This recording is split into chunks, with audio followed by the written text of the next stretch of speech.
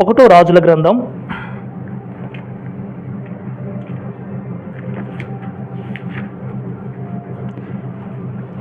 22వ అధ్యాయం అందులో 2వ వచనం నుంచి చదువుకుందాం.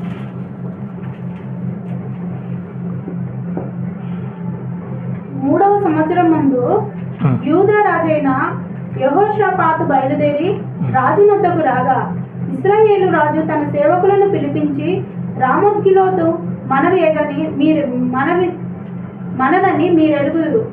అయితే మనము సిరియా రాజు చేతిలో నుండి దాన్ని తీసుకొనక ఊరకుండుమని చెప్పి, యుద్ధము చేయుటకు నాతో కూడా నీవు రామోత్గిలాదునకు వచ్చెదవా అని యెహోషాపాతును అడిగెను. చాలు. ఇక్కడ దేవుని మాట వినేవారి సందర్భంలో కొంత దేవుని చిత్తానికి వ్యతిరేకంగా నడిచేవారు కనబడుతున్నారు. దాన్ని బట్టి ఈ సందర్భంలో ఈ వాక్యము మనం ధ్యానిస్తాం. ఇక్కడ యూదా రాజు ఉన్నాడు, ఇశ్రాయేలు రాజు ఉన్నాడు.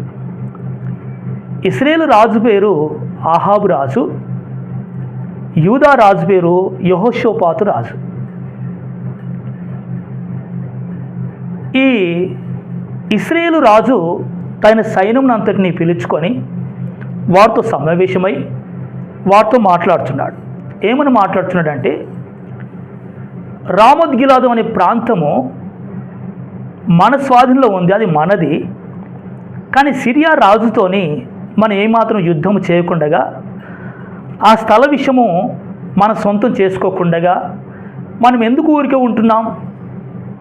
అందుకే మనము ఆ సిరియా రాజుతో యుద్ధం చేసి మన స్థలాన్ని మనము ఆక్రమించుకుందాం, మనం యుద్ధానికి సిద్ధం అవుదాం అని ఇశ్రాయేలు రాజు తన సైన్యంతో మాట్లాడుతున్నాడు. ఇశ్రాయేలు రాజు ఎలాంటి వ్యక్తి అంటే, తన సొంత ఆలోచన బట్టి నడుచుకునే వ్యక్తి.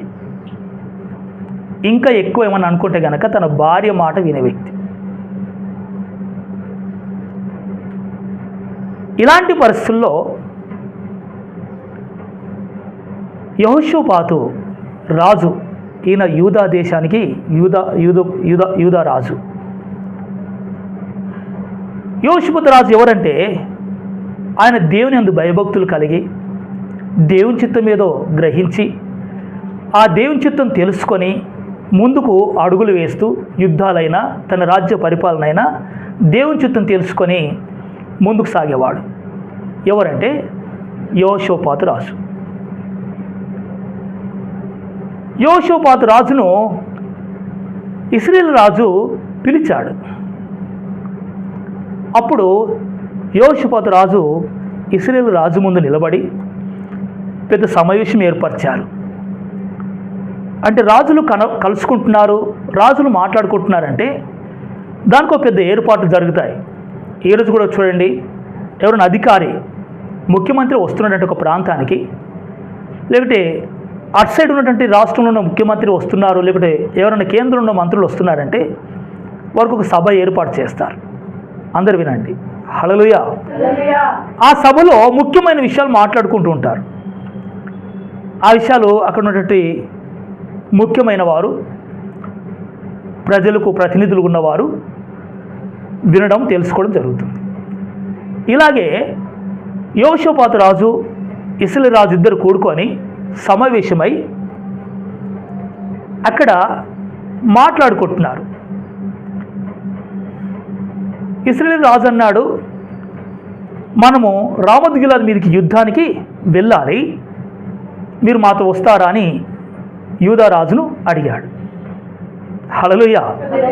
అప్పుడు యెహోషాపాతు రాజు అన్నాడు, యూదా రాజు, రాజా, నా రథములు నీవి, నా సైన్యము నీది, మేమంతము నీవారమే, ఖచ్చితంగా మీతో యుద్ధానికి వస్తాం అని చెప్పి యెహోషాపాతు రాజు ఇశ్రాయేలు రాజుతో చెప్పాడు.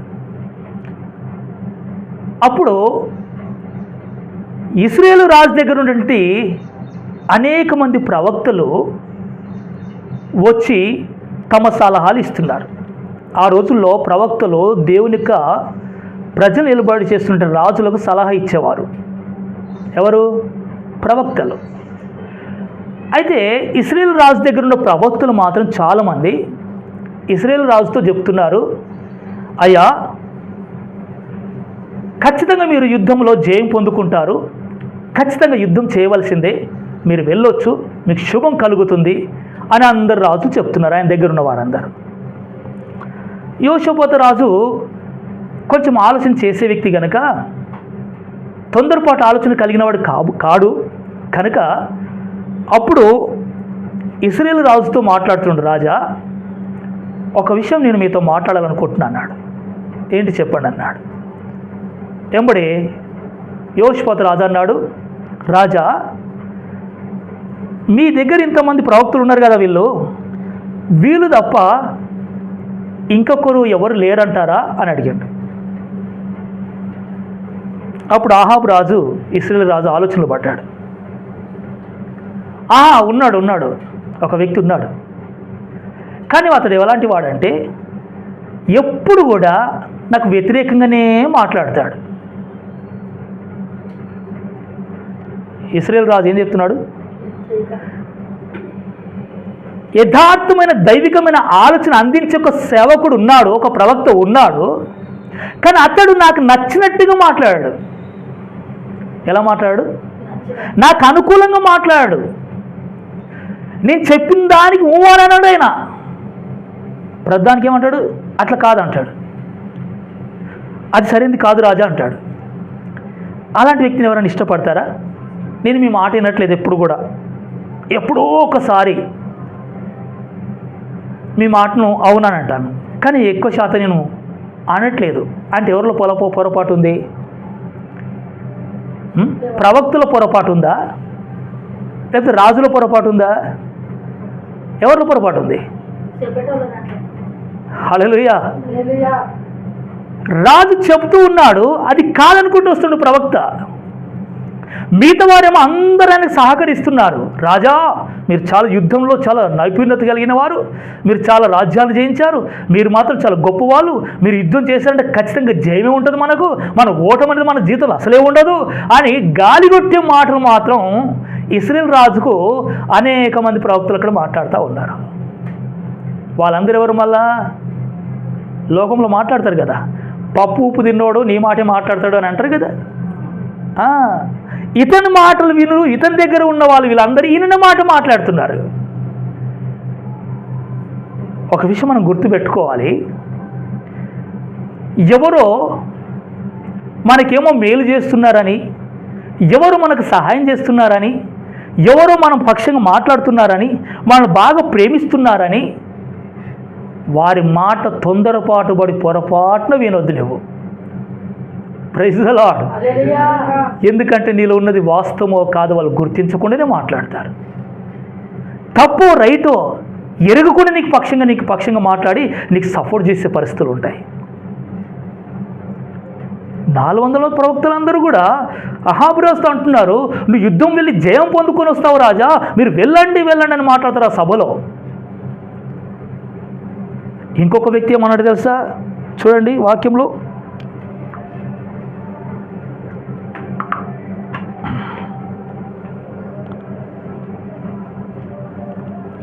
ఆ 11 వచనం చదవండి.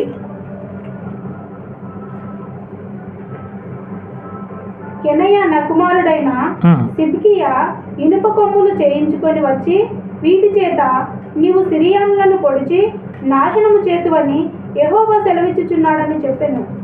చాలండి. ఇక్కడ ఇశ్రాయేలు రాజు దగ్గర ఉన్న ఒక ప్రవక్త అంటున్నాడు, ఇదిగో రాజా ఇనుప కొమ్ములు తీసుకొచ్చాడంట. ఇనుప కొమ్ములు తయారు చేసుకుని వచ్చాడంట. ఎక్కడికి వెళ్ళి? కంసాల దగ్గరికి వెళ్ళి. వీడికేం పని లేనట్టుంది అసలు. ఇనుప కొమ్ములు తయారు చేసుకొని వచ్చి ఆ ఇనుప కొమ్ములు తలగబెట్టుకోనంట, ఇదిగో రాజా సిరియనుల జనులందరినీ, ఆ సిరియా రాజునుగా సిరియని జనులందరినీ కూడా, ఆ సిరియా దేశంలో ప్రజలందరినీ కూడా, సైనికులందరినీ కూడా నువ్వు ఎలా పొడుస్తావు తెలుసా? ఇదిగో ఈ ఇనుప కొమ్ములతో నువ్వు పొడిచి చంపేస్తావు, ఇది యెహోవా సెలవిస్తున్నాడని అన్నాడు. యెహోవా సెలవిచ్చిన మాటనంట. ఎవరిచ్చినట్ట మాట ఇది? దేవుడికి మీ మాట నాకు సెలవిస్తున్నాడు. ఈరోజు చాలామంది ఉంటారు, దేవుడు నాతో మాట్లాడుతున్నాడు, నేను ఆ మాటనికి చాలా తెగించడానికి నాకు భయం అవుతుంది. Praise the lord. ఏమంటున్నాడు? యెహోవా సెలవిస్తున్నాడు. ఎలా నువ్వు జయం పొందుతావని? ఇంకో కొమ్ములతో నువ్వు పొడిచి వాటిని నాశనం చేసి వాళ్ళని జనులందరూ కూడా నాశనం చేయడానికి నువ్వు ఇలా జయం పొందుతావని యెహోవా సెలవిస్తున్నాడు అని చెప్పేస్తున్నాడు. ఎవరు? సిద్కియా అనే వ్యక్తి. ఇంత ఖచ్చితంగా చెప్తున్నా అంటే మరి ఆయనకి ఏదన్నా నమ్మకం ఉంటేనే కదా. అవునా కదా? దురాత్మ కూడా నమ్మకం కలిగిస్తుంది. ఆ దురాత్మ కూడా నీతో మాట్లాడుతుంది. గుర్తుపెట్టుకోవాలి. ఇలాంటి ట్రిక్స్ మనం గుర్తుపెట్టుకోవాలి. దురాత్మ కూడా నీ లోపల ఉండి మాట్లాడుతుంది.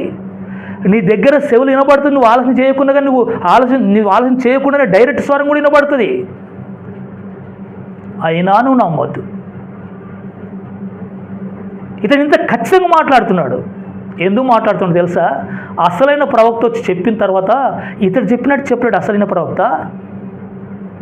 అప్పుడు ఏమంటున్నాడు తెలుసా? ఆ ప్రవక్త మీద కోప్పడి అంటున్నాడు. చూద్దాం ఒక వాక్యము, బైబిల్ చూడండి. 19 వచనం చదవండి.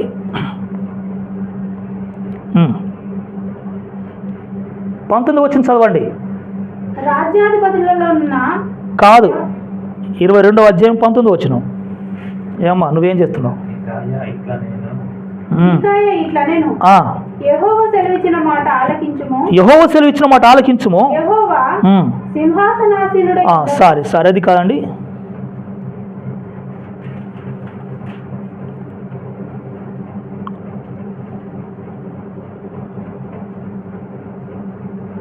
ఆ 24 వచనం చదవండి. 24 వచనం చదవండి.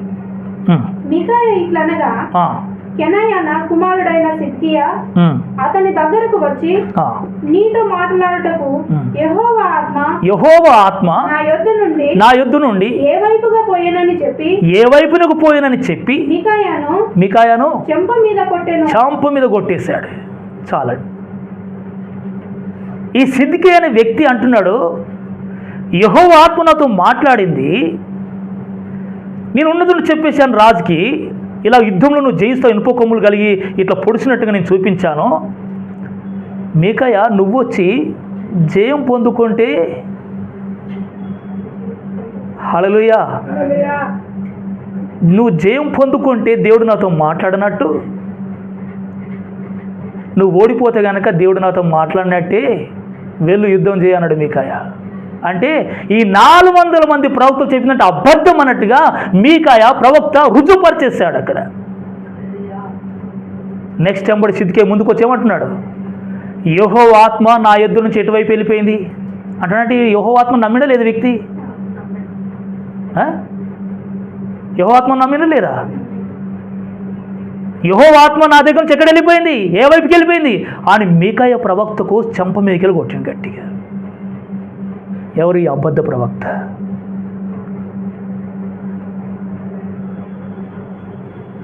హల్లెలూయా. సత్యము ఎవరికి మింగుడు పడదు. సత్యం చెప్పే పాస్టర్ అంటే కూడా పాస్టర్కి మింగుడు పడదు. హల్లెలూయా. నేను కొందరు పాస్టర్లు చెప్పాను, వాస్తవ విషయాలు చెప్తుంటే వారు నా మీద కోపం పెట్టుకున్నారు. ఈయన మా మీద ఏదో చెప్పుకుంటున్నాడని చెప్పేసి ప్రచారం చేశారు కొందరు. అంటే సేవకుడు చెప్పేది సేవకుడికి నచ్చట్లేదు అన్నట్టు. సిద్కియాకి నచ్చట్లేదు మీకాయ చెప్పే మాటలు, కానీ మీకాయ దర్శనం చూశాడు. హల్లెలూయా.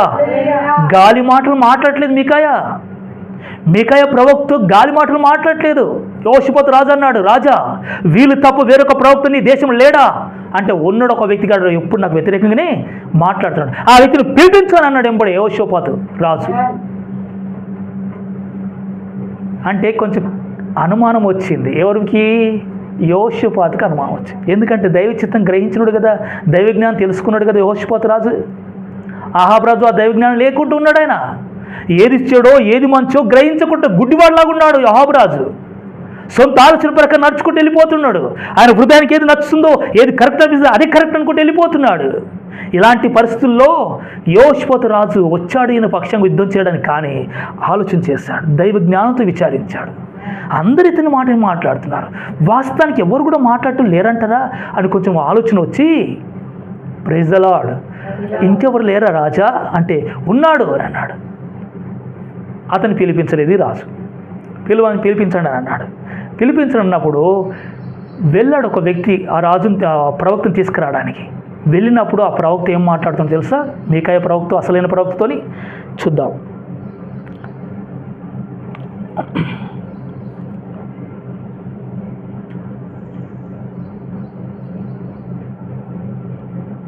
ఆ, 13వ వచనం చదవండి. మికాయాను పిలువబోయిన దూత ప్రవక్తలు ఏకముగా, మికాయాను పిలువబోయిన దూత ప్రవక్తలు ఏకముగా రాజుతో మంచి మాటలు పలుకుచున్నారయ్యా, కనుక నీ మాట వారి మాటలకు అనుకూలపరచుమని అతనితో అనగా, మీకాయా, దేవుడు నాకు సెలవిచ్చింది ఏదో ఆయన జీవము తోడు దానినే పలుకుదును అనేను. ప్రైజ్ ద లార్డ్, హల్లెలూయా. దేవుడు పక్షి నిలబడ్డ ఎవరైనా కావచ్చు, ఏ వ్యక్తి కూడా లొంగి మాట్లాడరండి. ప్రైజ్ ద లార్డ్, హల్లెలూయా. ప్రవక్తకు ఒక రోషం ఉంటుందండి. ప్రవక్తకు ఒక స్ట్రిక్ట్ క్రమం అనేది ఉంటుంది. ప్రవక్త ఈ వ్యక్తి రాజులకు కానీ సామాన్య ప్రజలకు కానీ లొంగే వ్యక్తి కాడి వ్యక్తి. ఏమైపోతుందో, పరిస్థితులు ఏమైపోతుందని లొంగిపోయి మాట్లాడే వ్యక్తి కాదు ప్రవక్త అంటే. ప్రవక్త ప్రాణం పోయినా ఉన్నది ఉన్నట్టుగానే చెప్తాడు. ప్రైజ్ ద లార్డ్, హల్లెలూయా. దూతను పంపించేశారు ఇద్దరు రాజులు కలిసి. నువ్వెళ్ళయ్యా తీసుకుని రాపో ఆ ప్రవక్తను. మీకాయ దగ్గర పంపించాడు అహోబు రాజు, తీసుకుని రండి అని అన్నాడు. వెళ్ళిన దూత ఏమంటాడు తెలుసా ప్రవక్తతోని, మీకాయతోని, ప్రవక్త గారు ఆయన రాజు దగ్గర ఉన్న ప్రవక్తలు అందరూ ఆయన మాటే మాట్లాడుతున్నారు, ఆయనకు అనుకూలంగానే మాట్లాడేస్తున్నారు అందరూ. కానీ నువ్వు కూడా ఏం చెయ్యవు, ఆయనకు అనుకూలంగానే మాట్లాడేసేలేక నీ ప్రాణం పోద్దని భయం ఆ వచ్చిన వ్యక్తికి పట్టుకుంది. ఈయనొక్కడు కనుక మాట్లాడకపోతే ప్రాణం తీస్తాడు కదా రాజులు ఆ రోజుల్లో. అందుకే అయ్యా వాళ్ళందరూ మాట్లాడితే అనుకూలంగానే నీవు కూడా రాజుకు అనుకూలంగానే మాట్లాడేసాయి అని మీకాయకు బోధిస్తుండే ఒక వ్యక్తి. ప్రేమ చూపుతారుగా కొందరు, పనికిమాలిన ప్రేమ. హల్లెలూయా. కష్టాలు వస్తాయి, ఇబ్బందులు వస్తాయి, చాలా కష్టాలు వస్తాయి. పాస్వర్డ్ కొంచెం సర్దుబాటు చేయండి, ఏం పర్లేదు, కొంచెం లొంగండి, కొంచెం వెళ్ళండి అంటారా అరే కొందరు. పర్లేదు కొంచెం మాట్లాడిరండి. హల్లెలూయా.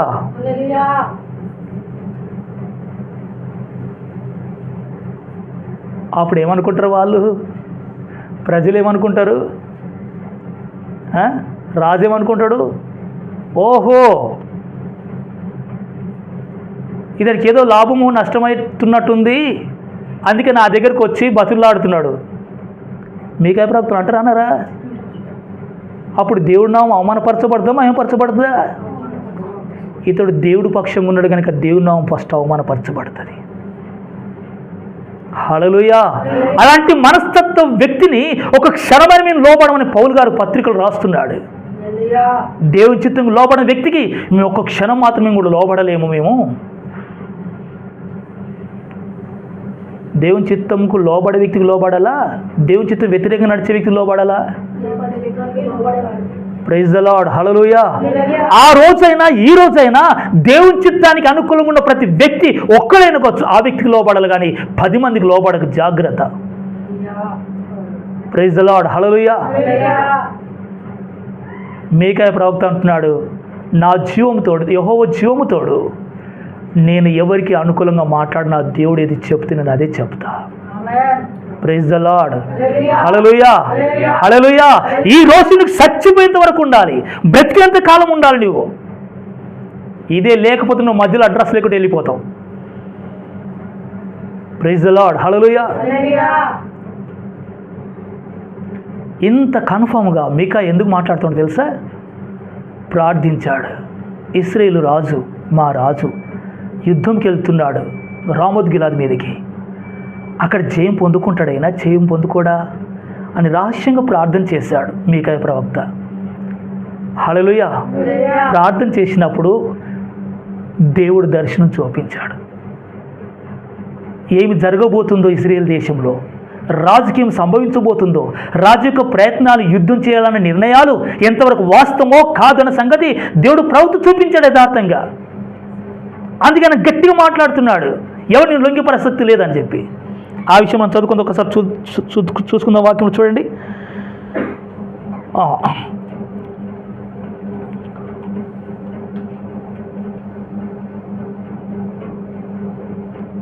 పదిహేను వచనం చదవండి. 15వ వచనం నుండి. అతడు రాజు వద్దకు వచ్చినప్పుడు మీకాయా రాజు యొద్దకు వచ్చినప్పుడు రాజు మీకాయా నీవేమందువు యుద్ధము చేయుటకు మేము రామద్గిల మీదికి పోదుమా పోకుందుమా అని అడగగా అతడు యెహోవా దానిని రాజువైన నీ చేతికి అప్పగించును కనుక నీవు దాని మీదికి పోయి జయమందుదు అని రాజుతో అనెను. అందుకు రాజు నీ చేత ప్రమాణము చేయించి యెహోవా నామమును బట్టి నిజమైన మాటలే నీవు నాతో పలకవలసి ఉన్నదని నేను ఎన్ని మార్లు నీతో చెప్పింతిని అని రాజు సెలవీయగా అతడు ఇశ్రాయేలీయులందరూ కాపరులేని గొర్రెల వలె. చాలండి. ఇక్కడ చూస్తే మీకాయా ప్రవక్త వెళ్ళి అంటున్నాడు, రాజా నువ్వు జయం అందుకుంటావు, దేశం మీదకి వెళ్ళి వాళ్ళు నీకు లోపరుచుకుంటారు, మీరు జయం పొందుకుంటారు అన్నాడు. ఎంబడి అహాబురాజుకి డౌట్ వచ్చేసింది. ఎందుకు డౌట్ రావాలా నీకు? హల్లెలూయా. మీకాయా ప్రవక్త సాఫు మాట్లాడిస్తున్నాడు, మీరు జయం పొందుకుంటారు రాజా, వెళ్ళండి అని అన్నాడు. మీకాయా చూడు, మంచిగా మాట్లాడు, ఉన్నట్టు మాట్లాడు. హల్లెలూయా. ఎన్నిసార్లు నీకు చక్కగా మాట్లాడమని నాకు వంకరనే మాట్లాడతావు నువ్వు, ఎన్నిసార్లు నీకు కరెక్ట్గా మాట్లాడమని చెప్పినా వంకరనే మాట్లాడతావు. అంటే ఇప్పుడు డౌట్ వస్తుందా లేదు ఇతనికి? అంటే నా దగ్గర ఉన్న ప్రవక్తలు మాత్రం అబద్ధం మాట్లాడని లోపల ఉంది రాజుకి. ఈ ప్రవక్త కూడా వాళ్ళలాగా 400 ప్రవక్తలకు అనుకూలంగానే మాట్లాడేసరికి ఇంకా కొంచెం డౌట్ వచ్చింది, కాల్చుకుని మాట్లాడుతున్నాను. అంటే నీ తప్పు నీకు అర్థం అవుతుంటుంది నాయన లోపల. హల్లెలూయా. నువ్వు మాట్లాడే మాట వాస్తవమో కాదన్న సంగతి, నీకు చెప్పబడ్డ మాట వాస్తవం కాదని నీ మనస్సాక్షి తెలుసు. ఆయన దాన్ని ముసుకేసుకొని దుప్పటి కప్పుకొని ప్రవర్తించొద్దు ఎవరు కూడా, దయచేసి. Praise the lord. అహాబురాజు ఏమంటున్నాడు అర్థం అయిపోయింది ఆయనకు. నేను వెళ్ళి యుద్ధంలో జయం పొందుతుంలే కానీ నాకు కొంచెం డౌట్ వస్తుంది అనుకుంటున్నాడు. కానీ అసలేం ప్రవక్త ఈయన కూడా అనుకూలంగా మాట్లాడేసరికి డౌట్ వస్తుంది, ఎందుకు మాట్లాడుతున్నావు ఎట్లా అంటున్నాడు. అంటే లోపల సంగతి తెలుసా తెలియదు ఇప్పుడు రాజుకి. అప్పుడు స్టార్ట్ చేస్తాడు ప్రసంగం, దేవుడు చెప్పిన మాట చెప్పడం స్టార్ట్ చేస్తాడు. చదవండి. అతడు ఇశ్రాయేలీయులందరూ కాపరు లేని గొర్రెల వలె కొండల మీద చెదిరి ఉండుట నేను చూచి తిని. వారికి యజమానుడు లేడు, ఎవరింటికి వారు సమాధానంగా వెళ్ళవలసి ఉన్నదని యెహోవా సెలవిచ్చెను అని చెప్పాను. నెక్స్ట్. అప్పుడు ఇశ్రాయేలు రాజు యెహోషాపాతును చూచి అతడు నిన్ను గూర్చి మేలు పలకక కీడే ప్రవచించినని నేను నీతో చెప్పలేదా అనగా మీకాయా ఇట్లనెను, యెహోవా సెలవిచ్చిన మాట ఆలకించుము. యెహోవా సింహాసనాసనుడై ఉండగా పరలోక సైన్య సమూహం దూతల సైన్యమంతా కూడా ఆయన చుట్టూ ఉంది. ఆయన కుడి పార్శ్వమునను ఎడమ పార్శ్వమునను నిలిచి ఉంట నేను చూచి తిని. అహాబు రామోత్గిలాదు మీదికి పోయి అక్కడ ఓడిపోవునట్లుగా ఎవడును అతన్ని ప్రేరేపించునని యెహోవా సెలవీయగా ఒకడు ఈ విధముగాను మరి ఒకడు ఆ విధముగాను యోచన చెప్పుచుండిరి. అంతలో ఒక ఆత్మ ఎదుటికి వచ్చి దేవుని ఎదుటికి వచ్చేసి యెహోవా సన్నిధిని నిలబడి నేను అతన్ని ప్రేరేపించదనగా యెహోవా ఏ ప్రకారము నీవు అతన్ని ప్రేరేపించదవని అతన్ని అడిగెను. అందుకతడు నేను బయలుదేరి అతని ప్రవక్తల నోట అబద్ధమాడు ఆత్మగా ఉందునని చెప్పగా ఆయన నీవు అతన్ని ప్రేరేపించి జయమునందుదువు, పోయి ఆ ప్రకారము చేయమని అతనికి సెలవిచ్చెను. చాలండి. Praise the lord. మీకాయాకు దేవుడు చూపిస్తున్నాడు ఇశ్రాయేలు ప్రజలు ఎలా ఉన్నారంట, కాపరు లేని గొర్రెల వలె కొండల మీద చెదిరి ఉన్నారు. వాళ్ళకు ఒక కాపరు లేడు, ఒక యజమానుడు లేడు, ప్రజలందరూ చెదిరిపోయి ఉన్నారు. కనుక మీరందరూ సమాధానంతో వెళ్ళిపోండి ఇండ్లలోకి అని అన్నాడు. ఎంబడి అహాబు రాజు యోషపాతు రాజు ముఖము చూసి అంటున్నాడు, చూసారా, మేలు పలకుండగా కీడే పలుకుతున్నాడు. అప్పుడున్న విషయాన్ని కోపంతో బయట పెట్టేశాడు. రాజా, నేను దర్శనం చూశాను. పరలోక సింహాసనం మీద దేవుడు కూర్చుంటే కుడివైపు ఎడంవైపు పరలోక సైన్యం అంటే దూతలు అన్నట్టు, పరలోక గొప్ప సైన్యం ఆయన దగ్గర నిలిచి ఉంది. అందులో అనేకులు అలాగూ ఇలాగూ చెప్పుడగా వింటూ వచ్చాను. నేను ఎవరి గురించి మాట్లాడుతారు మరి అక్కడ? పరలోక సైన్యము అహాబు రాజు గురించి, ఇశ్రాయేలు రాజు గురించి. మరి దేవుడు ఏమంటున్నాడు? అహాబు రాజు, ఇశ్రాయేలు రాజు వెళ్ళి జయం పొందుకోడు, అది ఆయన చిత్తం కాదు. అయినా నేను వెళ్ళాలి అంటున్నాడు. అతను మోసపరచడానికి, మోసం చేయడానికి ఎవరు వెళ్తారు? హల్లెలూయా. అంటే దురాత్మను కూడా దేవుడు పంపిస్తాడా? ఉంది మరి. ఒక ఆత్మ వచ్చేసిందంట ఎంబడి దేవుని సన్నిధికి, ఓహో సన్నిధికి వచ్చేసిందంట. ఆ ఆత్మ ఏమంటుంది? ఆ ఆత్మ అంటుంది, అతని ప్రవక్తల నోట అబద్ధమాడు ఆత్మకు ఒక ఆత్మ వచ్చేసింది ముందుకి. చెప్తుంది దేవుడితో, ప్రభువా నేను వెళ్తా, అహాబు రాజు దగ్గరికి వెళ్తా. ఎలా వెళ్తా? అబద్ధమాడే ఆత్మగా నేను పని చేస్తా అక్కడ. అతని ప్రవక్తల నోట అందరి లోపల కూడా అబద్ధం ప్రకటింపజేస్తా, అబద్ధమే చెప్పిస్తానన్నది. ఎవరన్నారు? దేవుని దగ్గర ఒక ఆత్మ వచ్చి అంటుంది. అతన్ని ప్రేరేపించటం ఎవరు? అబద్ధంగా ప్రేరేపించాలి ఇప్పుడు అతన్ని. ఇది నా మాట ఇంటలేడు కాబట్టి అని దేవుడు చెప్పేస్తుండే డైరెక్ట్. ఎప్పుడు ఒక ఆత్మ వచ్చాడంటే నేను వెళ్తాను, ఆ మాట నేను వారికి అబద్ధం చెప్తాను అంటే దేవుడు అన్నాడు, నువ్వు జయమొందుదు కాకపో అన్నాడు. ఏంటండి ఇవన్నీ చూస్తుంటే విచిత్రం అనిపిస్తలే? హల్లెలూయా. నువ్వు దేవుని చిత్తానికి లోబడితే నీ వెనకాల ఏ ఆత్మ పని చేస్తుందో, దేవుని చిత్తం లోబడకపోతే ఏ దురాత్మ పని చేస్తుందో, ఏ అబద్ధమాడే ఆత్మ పని చేస్తుందో స్పష్టంగా గుర్తించాలి. హల్లెలూయా. దేవుడు పంపిస్తున్నాడు. మరి ఈ రెండు కూడా మంచి ఆత్మను పంపిస్తాడు దేవుడే, నువ్వు వినకపోతే ఇంకొక ఆత్మను కూడా పంపిస్తాడు. అబద్ధంగా ప్రేరేపించి నువ్వు మోసం చేసే ఆత్మను కూడా పంపిస్తాడు. ఎంబడే ఆత్మ వచ్చి అంటుంది, ప్రవక్తలు అందరూ నోటు చెప్పేసింది. ఏమంటుంది? రాజు జయం పొందుకుంటాడు, రాజా నిశ్చయంగా జయం పొందుకుంటాడు అని అందరూ మాట్లాడతారు. పాపం వాళ్ళంతా వాళ్ళు మాట్లాడుతున్నారా? అందుకన్నాడు కదా సిద్కియా ప్రవక్త. సిద్కియా ఏమంటున్నాడు? నా దగ్గర నుంచి యెహోవా ఆత్మ ఎక్కడ వెళ్ళిపోయింది అన్నట్టు ఈయన పక్క నమ్మకం అయిపోయిందా లేదా? అంటే దురాత్మ వేరొక ఆత్మ వచ్చి మాట్లాడితే కూడా మనకు నమ్మకంగా అనిపిస్తుంది, కానీ వాక్యాలని పరిశోధించాలి. హల్లెలూయా. తెలిసిన వారు ఎవరైనా ఉంటే వారి దగ్గరికి వెళ్ళి మాట్లాడాలి.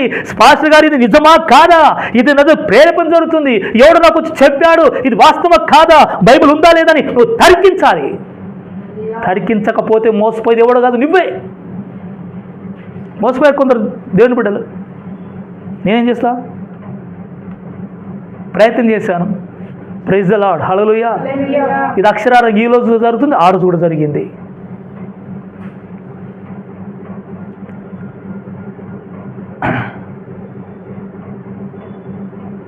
ఎంబడి ఆత్మ చేంజ్ చేసింది, వాళ్ళందరిలో అబద్ధాత్మగా పనిచేసేసింది. అందరు అబద్ధాన్ని రైట్ అన్నట్టుగా నమ్మేస్తున్నారు. నెక్స్ట్ మీకాయ ప్రవక్త మాట్లాడిన మాటలకు ఆ సిద్కి అనే వ్యక్తి వచ్చి, నా యొద్ద నుంచి దేవుని ఆత్మ ఎక్కడ వెళ్ళిపోయిందంటావు అని నేను చెప్పింది అబద్ధమా అని కోపగించి అసలైన ప్రవక్తను, ఈ అబద్ధ ప్రవక్త చంప మీకెళ్ళి కొట్టాడు గట్టిగా. కొట్టగానే రాజు ఏం చేశాడు? ఇతన్ని చెరసాలు వేయండి. ఎవరిని? మీకాయ ప్రవక్తను చెరసాలు వేయండి అని అంటున్నాడు. అతనికి సరైన భోజనం కాదు, మంచి భోజనాలు పెట్టవద్దు, మంచి నీళ్ళు ఇవ్వద్దు, ఆరోగ్యకరమైన భోజనాలు పెట్టవద్దు, అతనికి చెరసాలు వేసేయండి అని అన్నాడు. అంటే సత్యం మాట్లాడడానికి బాధలు ఉంటాయా లేవా? హల్లెలూయా. ఆ రోజైనా ఈ రోజైనా సత్యం పక్షం ఎవరైతే నిలబడుతున్నారో వారికి కొంచెం ఇబ్బంది. అందుకే బైబిల్ రాయబడ్డది, నీతిమంతుకు కలిగే ఆపదలు అనేకములు, అయినా నువ్వు ధైర్యంగా నిలబడాలి దేవుడి పక్షంగా. Praise the lord. హల్లెలూయా. అబద్ధం పక్షం ఉన్నవాడికి చాలా ఆరోగ్యం, చాలా అనుకూలత, చాలా మంచి బహుమానములు, మంచి మెప్పుకోలు, అందరూ ప్రశంసిస్తారు వాళ్ళని. సత్యకు నిలబడ్డవా నిన్నెవడు కూడా కానాడు, జాగ్రత్త. ఆయన ఇది నాకు కావాల్సింది. మోషే అంటున్నాడు, నా దేవుని ప్రజలతో అవమానం, నిందలు, కష్టములు భరించినది నాకు మేలు కానీ కీడు కాదు అంటున్నాడు. అలాగ నువ్వు సమర్పించుకోవాలి. ప్రైజ్ ద లార్డ్, హల్లెలూయా. ఇలాంటి రోషము కనుక, ఇలాంటి మనస్తత్వం నీకు లేకపోతే నువ్వు అసలు దేవుని బిడ్డవి కాదు. నువ్వు మీకాయ రోషం కలిగి ఉన్నాడు, యోషుపాతుకు తేలిపోయింది. హల్లెలూయా. 400 మంది ప్రవక్తలు అందరూ కలిసి అహాబుకు అనుకూలంగా మాట్లాడితే నువ్వు జయం పొందుకోవడం అంటే ఒక్క వ్యక్తి వచ్చి మాత్రం నువ్వు జయం పొందుకోలేవు. దేవుడు నాకు ఇది చూపించడం, నేను గెస్ చేసిన గెస్ కరెక్టే, నాకు వచ్చిన అనుమానం కరెక్టే. అవునండి, యథార్థవంతుడికి అర్థమవుతుంది, దేవుడు అర్థం చేపిస్తాడు.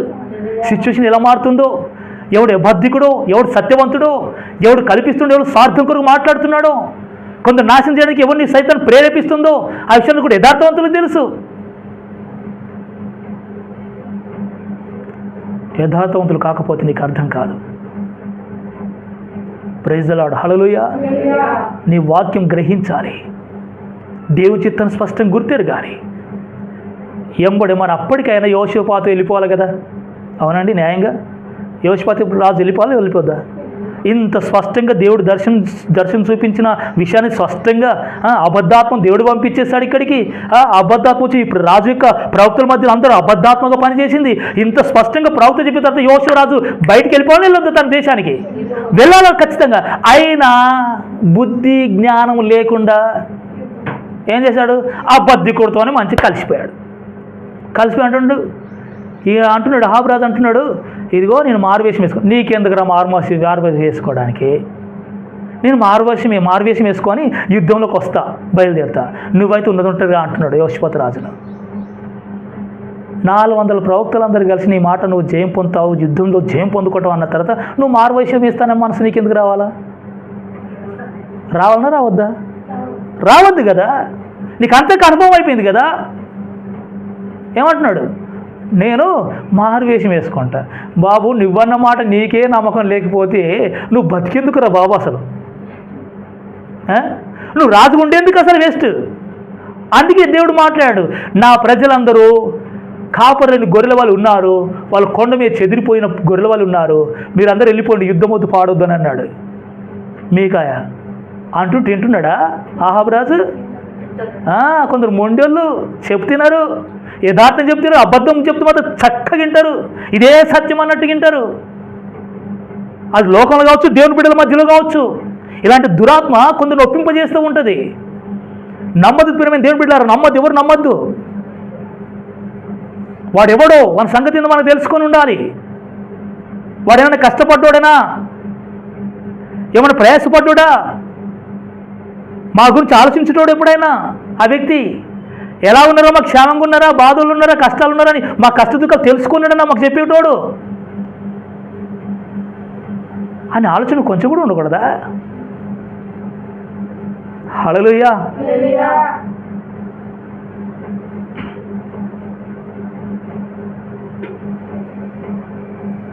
ఎంబడే నేను మారువేషం వేసుకుంటా, యోషపాతు రాజుగారు మీరు ఉన్నట్టుగా రాజవేషంలోనే రండి అంటున్నాడు, యుద్ధానికి రమ్మంటున్నాడు. మరి యోషపాతు ఆగిపోవాలి కదా. ఎట్లా వెళ్ళాలనిపించింది అసలు? అసలు దుష్ట సాంగత్యం మంచి నడవని చెరుపుతుందని వాక్యాలు లేవా? పగవాడు అనేకమైన బుద్ధులు పెట్టుకుంటాడు, చాలా మంచిగా ప్రేమిస్తాడు, తేనెగా అన్నట్టు వాని మాటలు ఉంటాయనే సంగతి ఈ సంగతి తెలియదా? పగవాడు ఏం చేస్తాడంట? ముద్దులు పెట్టుకుంటాడంట, కొట్టడంట. పగవాడు కొట్టడు నేను నాశనం చేయాలని, నీ ఆత్మ నష్టపోవాలని, నువ్వు దేవునికి దూరం కావాలని వాడు ఎన్నో వాడి చేయొచ్చు, వాడి వెనక ఆ దురాత్మని పని చేయొచ్చు. కానీ నీ మేలు కోరేవాడు నేను మేలు కోరి నేను దేవుడిని నిలబెట్టేవాడు ఏంటంటే కొంచెం ఘాటుగా చెప్తాడు జర. ప్రైజ్ ద లార్డ్, హల్లెలూయా. ఆయన నువ్వు వింటే నీకు మేలు. అందుకే దేవుడు అంటాడు, నా ప్రజలు నా మాట వింటే మేలు. నా మాట జర గట్టిగానే ఉంటుంది, నా మాట ప్రేమపూర్వకంగా అంతగా ఉండదు. మీరు తల్లి ఉన్న స్థానంలో మీరు ఉంటే, మీరు తండ్రికి ఉన్న స్థానంలో మీరు ఉంటే, మీ పిల్లలకు ఎప్పుడైనా తేనెగా అన్నట్టు అట్లా మాట్లాడితే మీరు తల్లిని గారు. అసలు హల్లెలూయా. తల్లి కానీ తండ్రి కావచ్చు, తండ్రి స్థానంలో తల్లి స్థానంలో ఉన్న వాళ్ళు వాళ్ళ పిల్లలతో తేనె గారినట్టు మాట్లాడి ఒక ఫ్రెండ్ లాగా జోక్స్ వేసుకుంటూ మాట్లాడేవాడు తండ్రి కాదు, వాడు తల్లి కాదు. తండ్రికి ఉన్నటువంటి యోగ్యత, క్రమశిక్షణ, గద్దెంపు, ప్రేమతో సరిదిద్దుతూ ఉంటారు. అది వారికి నచ్చదు పిల్లలకి. యోషిపాతు రాజు వెళ్ళిపోకుండా సహకరిస్తున్నాడు, అబద్ధికులతో మోసగాలతో సహకరిస్తున్నాడు. సరే పదండి అంటున్నాడు, సరే ఉంటానండి అంటున్నాడు, సరే మీతో వస్తానంటున్నాడు. ఎంతవరకు సమంజసం ఇదంతా బాబు? అలాంటి వాడితో నువ్వు వెళ్తే నువ్వు నష్టపోతున్న సంగతి ఏం గ్రహించట్లేదా? నువ్వు నీ ఫ్రెండే కావచ్చు, నీ పక్కింటి వారే కావచ్చు, నీ బంధువుల మధ్యలో కావచ్చు, ఎవరైనా కావచ్చు, నిన్ను ప్రేరేపించే వ్యక్తి అతని విషయం వాస్తవమేనా కాదా? నన్ను రమ్మంటున్నాడు, ఈ పని కొరకు ఇక్కడికి రమ్మంటున్నాడు, అది వాస్తవం నా జీవితంలో క్షేమం జరిగే విషయమేనా కాదా? అక్కడికి వెళ్తే నా బ్రతికి ఏమవుద్దని ఆలోచన ముందే జాగ్రత్త గ్రహించాలని గ్రహించకూడదా? ఈ ప్రవక్తలు తప్ప ఇంకో ప్రవక్త ఎవరు లేరా మీ దేశంలో అడిగిన వాడు మరి ఈ విషయం ఎందుకు గ్రహించొద్దు? నేను పోవద్దని గ్రహించొద్దా? కానీ గ్రహించాడు యోషిపాతు రాజు. నీతో కూడా వస్తాను వెళ్ళిపోయాడు. యుద్ధం ఫుల్గా జరుగుతుంది. ఎంబడి ఆలయం ఆలోచన చేశారు తెలుసా? సిరియా రాజు ఏం చేశాడు తెలుసా? తన సైనికులందరూ మీటింగ్ పెట్టేశాడు, యుద్ధం స్టార్ట్ అవుతుందని చెప్పేసి. సైనికులతో చెప్పాడు, మీరెవ్వరు కూడా సామాన్యమైన సైనికులను చంపొద్దు, గురిపెట్టవద్దు, మీరు జాగ్రత్త అని అన్నాడు. మరేంటి రాజా, ఎవరు చంపాలి ఇప్పుడు యుద్ధం చేస్తే? ఇశ్రాయేలు రాజు మీదనే గురిపెట్టాలి ప్రతి ఒక్క సైనికుడు. ప్రైజ్ ద లార్డ్, హల్లెలూయా. ఎవరి మీద గురి పెట్టాలంట? ఈయన వేషం వేసుడు రెడీ అయ్యాడు, ఈయన వేషం వేసుకొని నేను దొరకొద్దు, నన్ను చంపొద్దని. అక్కడేం జరిగింది? అక్కడ ఆలోచన రాజు మీద మీరు గురి పెట్టాలని అక్కడ ఆలోచన స్టార్ట్ అయింది. శత్రురాజు సైనికులందరూ, యుద్ధం బాగా తీవ్రంగా జరుగుతుంది. యోషిపాతు రాజు కూడా పోయాడుగా యుద్ధానికి. ఎంబడి ఈయన రాజు, ఇశ్రాయేలు రాజు అనుకొని యోషిపాతు రాజు ఎంబడి పరిగెత్తుకొచ్చారు సైనికులు చంపడానికి. ఎంబడిని చేతులెత్తి నేను కాదు ఇశ్రాయేలు రాజును కాదు, నేను యోషిపాతు రాజు, నేను యూదా రాజునని గగ్గోలు పెట్టి అరిచేసరికి వదిలిపెట్టేశారు. ఎక్కడుంటారు మరి రాజు? వేషం వేసుకుంటూ కనబడతాడా? హల్లెలూయా. వేషం వేసుకుంటూ యథార్థంగా వచ్చిండు, మోసపోయిండు. ఇప్పుడు ఈయన ప్రాణం మీదకి వచ్చింది, యోషిపాతు రాజు మీదకి ప్రాణం మీదకి వచ్చేసరికి నేను కాదు అని చెప్పేసరికి ఇశ్రాయేలు రాజు ఏడున్నాడబ్బా అని వెతుంటే ఎక్కడ కనబడట్లేదు, వేషం వేసుకోండిగా. కొందరు దొరకొద్దని వేషం వేసి మాట్లాడుతూ ఉంటారు కొందరు. మన బుద్ధి బయట పడుతుంది, ఎవరిదైనా కావచ్చు. హల్లెలూయా. మన వేషం వేసి మాట్లాడాలన్నా యథార్థంగా మాట్లాడాలన్నా? హాబురు అసలు వేషం వేయాలనా? లేని చూపించుకోవాలన్నా? మనం చూపించుకోవద్దు కదా. ఆహాబు రాజు ఎట్లాగ నేను చచ్చిపోయేటట్టున్నా పక్క కన్ఫర్మ్ అయిపోయింది. ఆయన నువ్వు యుద్ధం కింద పోతావా, అనవసరం బంద్ చేసుకోవచ్చు కదా, దేవా నన్ను క్షమించనొచ్చు కదా, ప్రభువా ఒక ప్రభుత్వతో మాట్లాడావు, చచ్చిపోయేటట్టున్నా, నేను ప్రాణం పెట్టండి ప్రభు, నేను విరమించుకుంటున్నా, నన్ను క్షమించు ప్రభు అని కన్నీరు గార్చి ప్రత్యాతపడి హిజ్కియా రాజు వలె యథార్థంగా దేవుని లోబడచ్చుగా. లోబడి మనసు ఉంది ఆహాబు రాజుకి? శరీర సంబంధం లోబడే మనసు ఉండదు. దేవుని ఆలోచన లోబడే మనసు లేని వారికి, దైవికమైన ఆలోచన అంటే వారికి నచ్చదు. మన విషయంలో జాగ్రత్త ఉండాలి. నువ్వు దేవుడు ఆలోచన తీసుకొని యథార్థంగా నిలబడి బిడ్డవా, లేకపోతే దారి తప్పుతున్నావా పరీక్షించుకోవాలి. ప్రైజ్ ద లార్డ్, హల్లెలూయా. నేను ఈ మధ్య ప్రార్థన చేస్తున్న, ప్రభువా యథార్థవంతులు నడిపించే సంఘానికి ఇలాంటి వేషధారులు వద్దు యేసయ్యా, నాకు నమ్మకస్తులు వద్దు, నీకే నమ్మకస్తులు కావాలి ప్రభు, యథార్థవంతులు కావాలి. హల్లెలూయా. నీ ఉపదేశం కొరకు, ప్రత్యేకత కొరకు, నీ చిత్తం కష్టమైన నష్టమైన జరగాలని నేను సేవ కొరకు వచ్చాను ప్రభువా. నేను 20 సంవత్సరం సేవ చేస్తున్నాను, ఎవడు ముఖం చూసి సేవలు చేయలేదు, ఎవడు డబ్బు కొరకు నేను సేవ చేయలేదు ప్రభు, యథార్థవంతులు నడిపించు ప్రభు అని నేను ప్రార్థన చేసిన ఈ మధ్య. ఎందుకంటే యథార్థవంతులు కానోడికి వాడు ఎప్పుడు నాకు విరోధంగా ఉంటారు. నేను చెప్పేది వానికి ఎప్పుడు ఉల్టనే అర్థమవుతుంది. అబద్ధికులకు సత్యం అర్థం కాదు, అబద్ధికులకు అబద్ధమే ఖచ్చితంగా అర్థమవుతుంది, రైట్ వాస్తవం అన్నట్టుగా. కానీ అబద్ధికుల సత్యము అబద్ధంగానే కనబడుతుంది, అబద్ధంగానే అర్థమవుతుంది. ప్రేమించి చెప్పినా, గద్దించి చెప్పినా అర్థం కాదు. నీకు రోషం కలిగి సత్యమును మోసుకెళ్ళే సేవకులనైనా, దేవుని బిడ్డలు ఎవరైనా స్త్రీలు కావచ్చు, పురుషులు కావచ్చు, యవనస్తులు కావచ్చు, అలాంటి వారిని నడిపించు ప్రభు నేను ప్రార్థన చేస్తున్నా. దేవుని స్తోత్రం, హల్లెలూయా. అలాంటి వారి ద్వారా సత్యం ప్రబలుతుంది, ముందుకు సాగుతుంది.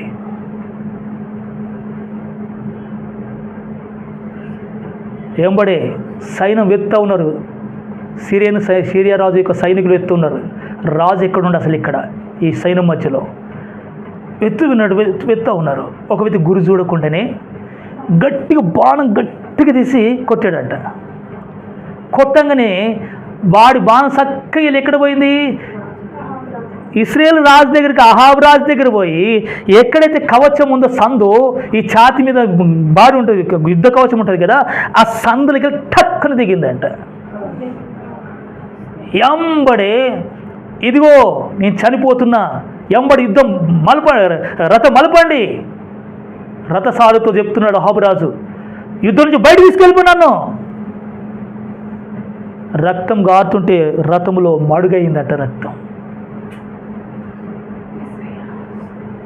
ఎంబడేమైపోయాడు? చనిపోయాడు. మీకాయ చెప్పి వెళ్ళిపోయాడు చెరసాలకి, రాజా నువ్వు జయం పొంది వస్తే గనక దేవుడు నాతో మాట్లాడని గుర్తుపెట్టుకో. నువ్వు జయం పొంది వస్తే గనక దేవుడు నాతోని మాట్లాడను అనుకోవద్దు, అంటే నువ్వు ఓడిపోయి వస్తావు. అంటే మీకాయ ప్రవక్త ఒక్క వ్యక్తి సత్యం చెప్తుంటే 400 మంది అబద్ధం మాట్లాడుతుంటే ప్రజలందరూ ఎవరు మాట వింటారండి?